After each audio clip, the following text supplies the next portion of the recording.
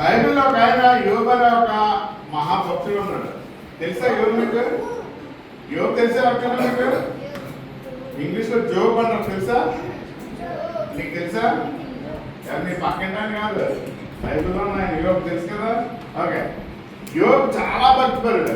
అంత భక్తిపరుడు అయితే ఒకసారి సాతానికి దేవుడికి ఒక చిన్న డిస్కషన్ జరిగింది. దేవుడు ఏమన్నాడంటే, చూసావా యోబు నేనంటే అంత భక్తు, నేనంటే ఎంత ప్రేమ చూసావా యోబుకి అనగానే వెంటనే సాతాను పుళ్ళుకు ఉన్నాడు కదా. సాతాను ఏమన్నాడంటే, నువ్వు యోబుకి చాలా సంపాదన ఇచ్చావు, చాలా డబ్బులు ఇచ్చావు, నిన్ను చూపించుకోవచ్చు, నిన్ను చూపించడం నిన్ను చూపిస్తాడు. చాలా మంది పిల్లలు లేకున్నారు, నువ్వు యోగుకి చాలా మంది మగ పిల్లలు ఇచ్చావు, అలాగే చాలా మంది ఆడపిల్లలు కూడా ఇచ్చావు. చాలా మందికి పిల్లలు, చాలా మందికి అనారోగ్యం ఉంది, వాళ్ళకి అనారోగ్యంతో ఉన్న యోగు మాత్రం చాలా మంచి ఆరోగ్యం ఇచ్చావు అని అంటే వెంటనే యోగు ఏమన్నాడంటే, యోగు గురించి దేవుడు ఏమన్నాడంటే, అయితే ఒక పని చేయి, నువ్వు యోగుని ఏదైనా చేసుకో, అతను ప్రాణం మాకు తీయడానికి నీకు హక్కు లేదు అనగానే యోగుని సాతాను చాలా రకాలుగా ఇబ్బంది పెట్టాడు. ఏమని తెలుసా? ఒకే రోజు యోగుకున్న కొడుకులందరూ చనిపోయారు. యోగుకున్న కొడుకులందరూ కూడా చనిపోయారు. అలాగే అదే రోజు యోగుకున్న కూతురు అందరూ కూడా చనిపోయారు.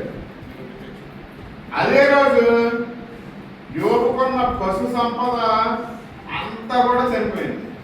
పశువులు ఏమి కూడా లేవు. మొత్తం యోగుకున్న ఆస్తి అంతా కూడా అదే రోజు పోయింది. ఓకే, అలాగే యోగు చాలా ఆరోగ్యవంతుడు, కానీ యోగుకి తన ఆరోగ్యం అంతా పాడైపోయి ఒళ్ళంతా కురుకు వచ్చేసి, ఒళ్ళంతా దద్దులు వచ్చేసి ఊరుకుంటూ ఉండేవాడు. యోగుకున్న ఆరోగ్యం అంతా కూడా పోయింది. ఓకే, ఇప్పుడు యోగుకి కొడుకులు ఉన్నారా? లేరు. కూతురు ఉన్నారా? లేరు. ఆస్తి ఉందా? సంపద ఉందా? ఆరోగ్యం ఉందా? ఏమి లేదు. లేదా వాళ్ళ ఫ్రెండ్స్ అన్నా, వాళ్ళ మిస్సెస్, వాళ్ళ భార్య అన్నారా, నువ్వు దేవుణ్ణి తిట్టేసి నువ్వు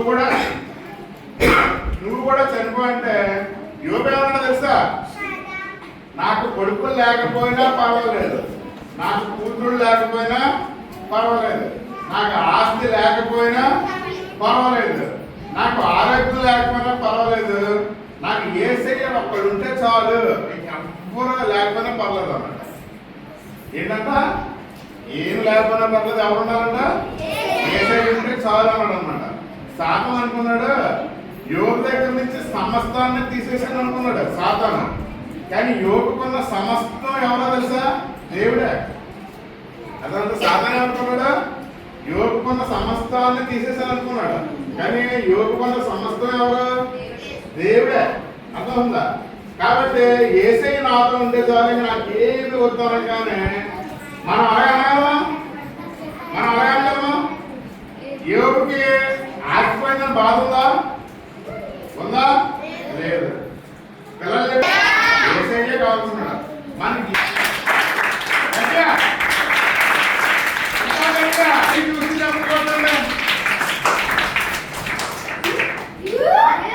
చూసారా? అద్భుతంగా తీసుకురాగలరు. ఓకేనా? ఒకసారి యేసయ్యకి అందరూ హల్లెలూయా చెప్పండి.